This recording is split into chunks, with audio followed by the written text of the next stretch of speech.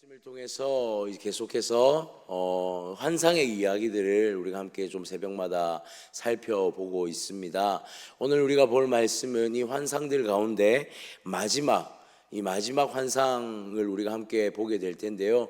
사실 우리가 이 마지막 환상을 자세히 읽어보면 첫 번째 환상과도 굉장히 유사하고 연결되어 있는 그런 부분들을 보게 되어집니다. 그리고 이 환상들을 통해서 오늘 특별히 마지막 환상을 통해서 이스라엘 백성들을 향한 하나님의 소망과 그 사랑이 여전히 유효하고 있다는 사실을 우리가 함께 좀 살펴봤으면 좋겠습니다. 자, 8개 전체 환상 중에 이 마지막 이 네 병거에 대한 병거 환상에 대해서 함께 볼 텐데요. 오늘 1절을 보니 이 환상을 이렇게 시작하고 있습니다. 내가 눈을 들어본즉 네 병거가 두 산 사이에서 나오는데 그 산은 구리산이었더라. 자, 여기서 보니까 구리산, 이 구리산이라는 그 산에서 네 병거가, 그 산 사이에서 네 병거가 나온 것을 보게 되는데요. 자, 이 구리산, 노산이라고 이렇게 볼 수 있는 것이죠. 이 노스로 만들어진 산은요, 단순히 노스로 만들어졌다라고 하는 산으로 이야기보다는 노빛이 나는, 그러니까 구릿빛이 나는 그러한 것으로 이해할 수가 있습니다. 새벽에 동이 틀 때에 태양이 해 사이에서 태양이 이렇게 그 나무 사이에서 딱 떠오를 때 보면 그 빛이 마치 산 전체를 빛나게 반사시키는 듯한 그런 색상을 띠는 것처럼 보여지는 것을 우리가 보게 되는데요. 이 구리산이라는 개념 자체가 어떤 그 색깔을 말하는 것이 아니라 산에 떠오르는 태양의 빛을 의미한다라고 볼 수가 있다라는 것이죠. 즉 어두움이 지나가고 새벽에 동이 터오듯이 하나님의 나라의 그 소망과 하나님 나라의 그 새로운 밝음이 시작되어진다라는 그런 것을 우리가 유추해내고 생각해 볼 수 있습니다. 어둠이 사라지고 희망의 시대가 도래하는 것을 암시한다고 볼 수 있는 것이죠. 자, 그렇다면 이 네 병거는 그 사이를 뚫고 나오는 이 네 병거는 어떤 의미일까요? 일반적으로 병거는 무엇을 의미합니까? 구약에서 보면 병거는 전쟁의 용도의 아주 강력한 무기로 보여집니다. 드러나죠. 그리고 이것은 병거를 가진 나라의 강력한 통치, 강력한 그 군사력을 의미하기도 하는 것입니다. 자, 오늘 이 병거들이 그 산 사이에서 나오는데 이 병거에 대한 기록을 2절과 3절에 이렇게 말합니다. 2절에 보니 첫째 병거는 붉은 말들이, 둘째 병거는 검은 말들이, 셋째 병거는 흰 말들이, 넷째 병거는 어룽지고 건장한 말들이 메었는지라. 아멘. 자, 여기 보니까 각기 다른 말들이 이 병거를 끌고 있는 것을 보게 되죠. 자, 여기서 색깔 자체의 의미를 둔다기보다는 이 색깔이 다른 그러나 건장한 말들이 이 병거를 끌고 있는 것을 우리가 볼 수 있습니다. 그리고 이어서 이 병거가 무엇을 의미하는지, 이 말들이 무엇을 의미하는지를 스가랴 선지자가 천사에게 묻게 되고요. 4절에 5절에 천사가 이 말들이 정확하게 무엇인지에 대해서 이렇게 소개합니다. 천사가 대답하여 이르되 이는 하늘의 내 바람인데 온 세상의 주 앞에 서 있다가 나가는 것이라 하더라. 자, 보니까 색깔의 의미를 두는 것이 아니라 이들이 그 사이에서 강력하게 뻗어 나가고 있는 어느 방향을 향해서 나아가고 있는 것에 좀 중심을 두고 이야기하고 있더라라는 것이죠. 자, 이 말들을 천사는 뭐라고 대답합니까? 바람이라고 말하고 있습니다. 그리고 이어서 6절과 7절에는 이들이 나아가는 방향에 대해서도 기록하는데요. 검은 말과 흰 말은 6절에 보니 어디로 나가냐면 북쪽 땅으로 나가고요. 그 다음에 어룽진 말은 6절에 남쪽으로 가고 있다라고 말합니다. 그리고 7장에 보니까 이들이 땅에서 두루 다니면서 여기서 그들의 일들을 감당하고 있는 것을 보게 되는 것이죠. 좀 특이한 것은 붉은 말은 어디로 가는지에 대하여서 그 위치를 방향을 정확하게 언급하고 있지는 않습니다. 자, 그런데 스가랴 1장 10절에 보면 어떻게 기록하냐면 화석류 나무 사이에 선자가 대답하여 이르되 이는 여호와께서 땅에 두루 다니라고 보내신 자들이니라. 이 말에 대해서 첫 번째 환상에서도 동일한 이 말과 병거에 대한 환상이 나왔는데, 그때에 이것에 대해서 1장 10절에 무엇이라 말했냐면, 이 말들이 땅을 두루 다니면서 보낸 자의 어떠한 것을 감당하려고 나아갔다라고 말하고 있습니다. 그것이 오늘 우리가 본 6장에도 똑같은 평행선상에 놓여져서 그들이 또한 이 동트는 태양 아래서 그들이 하나님의 어떠한 것을 들고 나아가고 있다는 것을 다시 한번 명확하게 우리 가운데 보여주고 있다는 것이죠. 자, 그리고 8절에 보니 이렇게 기록합니다.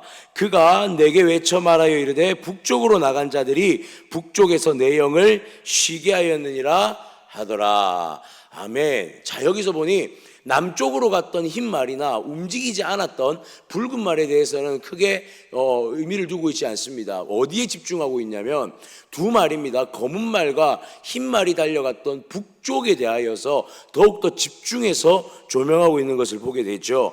북쪽으로 간 말들이 있는 곳에 어떤 일이 일어나냐면 내 영이 쉬게 하였느니라. 북쪽으로 달려갔던 말들을 통해서 영이 쉬게 되었다. 자, 그러면 여기서 북쪽이라는 것은 무엇을 의미할까요?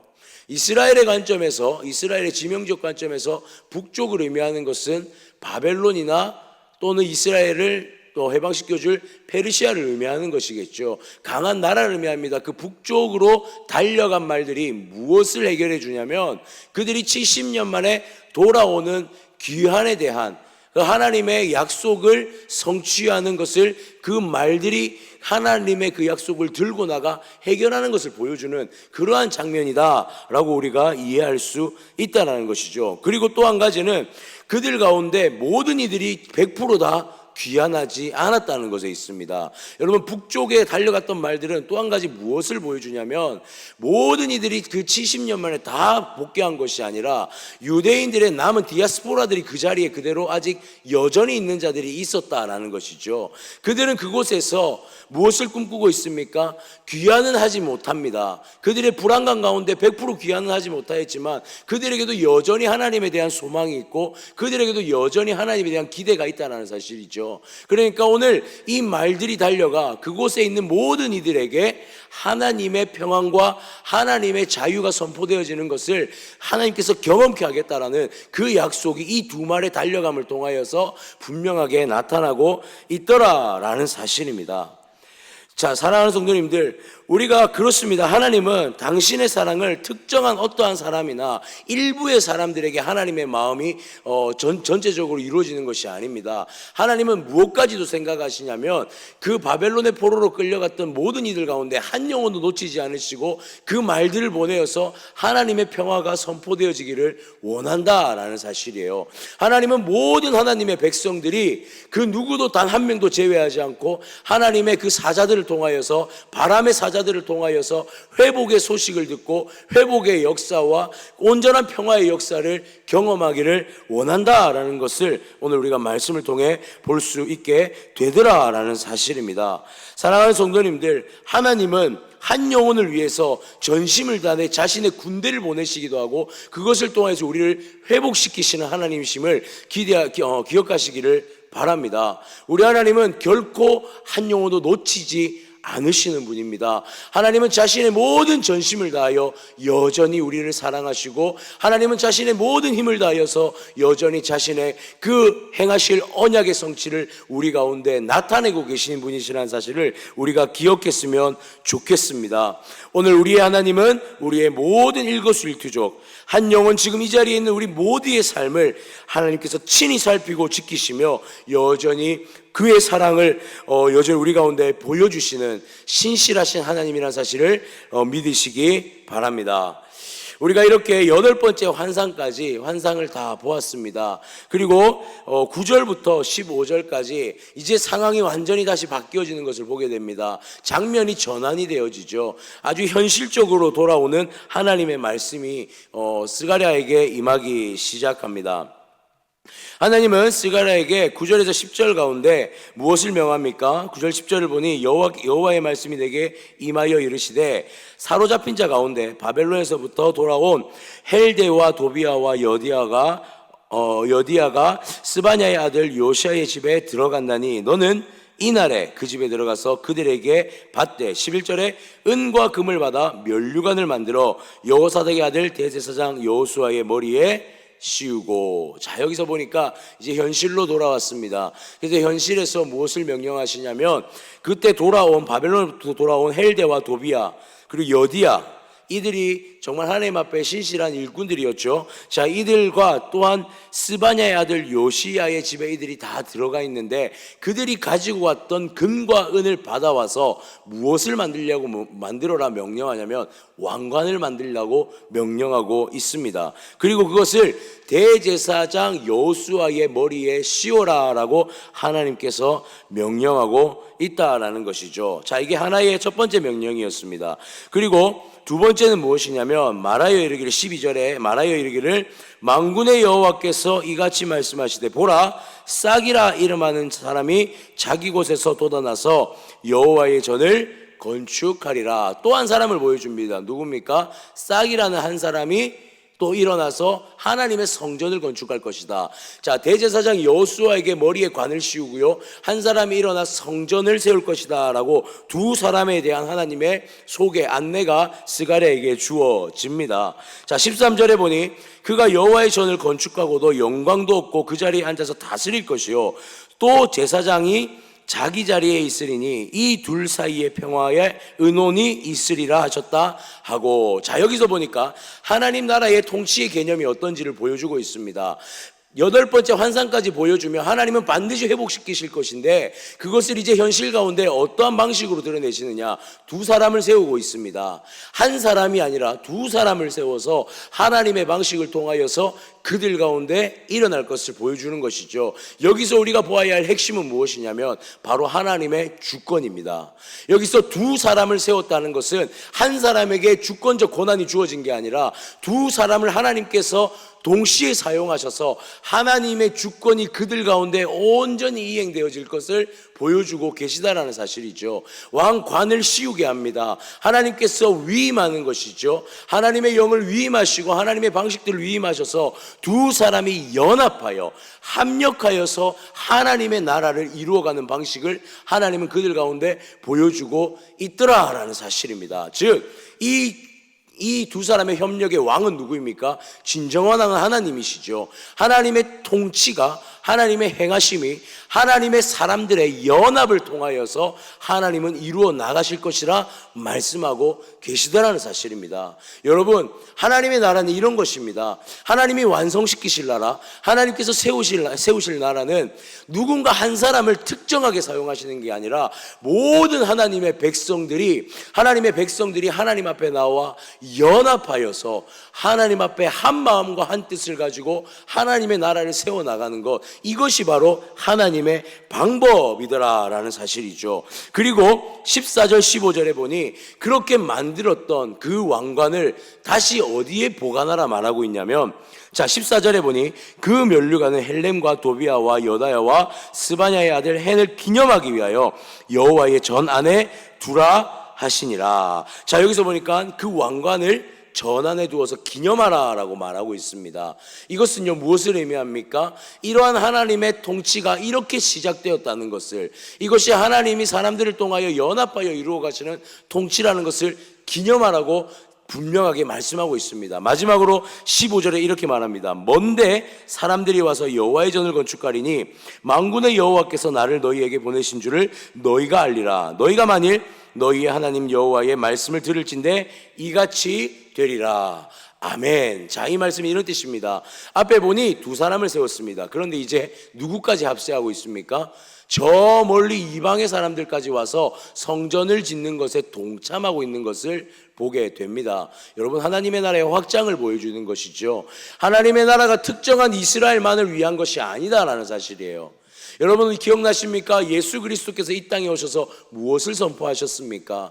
예수 그리스도께서 마태복음에 보면 이 유대인들을 먼저 회복시키십니다. 그러나 그것은 유대인으로 끝이 아닙니다. 누구를 위함입니까? 온 인류의 모든 하나님의 나라의 백성들이 돌아와서 하나님께 다시 한번 예배를 회복하고 하나님 앞에 다시 한번 그들이 하나님 백성됨을 회복하는 것, 하나님의 큰 그림은 바로 여기까지가 하나님의 큰 그림이다라는 사실이에요. 인류의 모든 사람이 다 하나님의 백성으로 구원받을 만한, 그래서 예수 그리스도를 통하여서 우리 가운데 그 구원이 성취되어지는 것이 하나님의 계획이며, 더 나아가서 다시 오실 예수 그리스도를 기다리는 모든 이들 가운데 하나님을 믿고 돌아온 자들이 함께 주님을 기다리며 주님의 그 제자된 인생, 주님의 백성된 인생을 살아가게 하는 것, 그것이 하나님의 계획이다라는 것을 오늘 스가랴의 말씀을 통해 우리에게 보여주고 있더라라는 사실이에요. 그렇다면 오늘 8번째 환상과 더불어서 오늘 이 이후에 오늘 이 모든 이야기들은 무엇으로 직결되어집니까? 하나님은 여전히 한 영혼도 포기하지 않고 사랑하신다라는 사실이에요. 그것이 하나님이 선택한 백성뿐만이 아니라 모든 이방의 모든 영혼들 가운데 하나님의 그 마음은 신실하게 지금도 이행되어지고 있다라는 것을 보여주고 있습니다. 나아가서 하나님은 그 하나님 앞에 회복된 한 사람을 통하여서, 한 사람 한 사람을 연합시킴을 통하여서 하나님의 나라를 확장시켜 나가고 완성시키겠다라는 하나님의 놀라운 계획을 스가랴를 통해서 보여주고 있더라라는 사실입니다. 사랑하는 성도님들, 기억했으면 좋겠습니다. 이것이 우리 하나님이십니다. 이러한 큰 원대한 계획을 가지고 계시지만 그 원대한 계획을 홀로 행하시는 것이 아니라 하나님의 사람들을 세우셔서 함께 이루어 나가기를 원하시는 것, 그 가운데 믿지 않은 영혼이 끝까지 돌아와서 하나님의 백성 가운데 동참하기를 원하는 것이 하나님의 뜻인 줄 믿으시기를 바랍니다. 오늘 우리가 하나님의 뜻에 동참하는 한 사람 되었으면 좋겠습니다. 우리가 정말 구원받은 하나님의 백성으로서, 우리가 하나님의 인치심 받은 그 백성으로서 오늘 이 한날 그 하나님의 백성됨을 가지고 오늘 주님의 나라의 확장에 동참하는 그 한 사람이 되었으면 좋겠습니다. 나아가서 우리의 그 동참함이 확장되어질 때에 우리 가운데, 우리의 주변에 한 영혼이 또 하나님 앞에 돌아와서 그 하나님 나라의 한 백성으로 또 함께 연합하여지는 은혜의 역사가 우리의 삶 가운데, 우리의 일상 가운데, 우리의 오늘의 한 걸음 가운데 일어나는 놀라운 일들이 일어나는 역사가 있기를 주님의 이름으로 축원합니다. 기도드리겠습니다.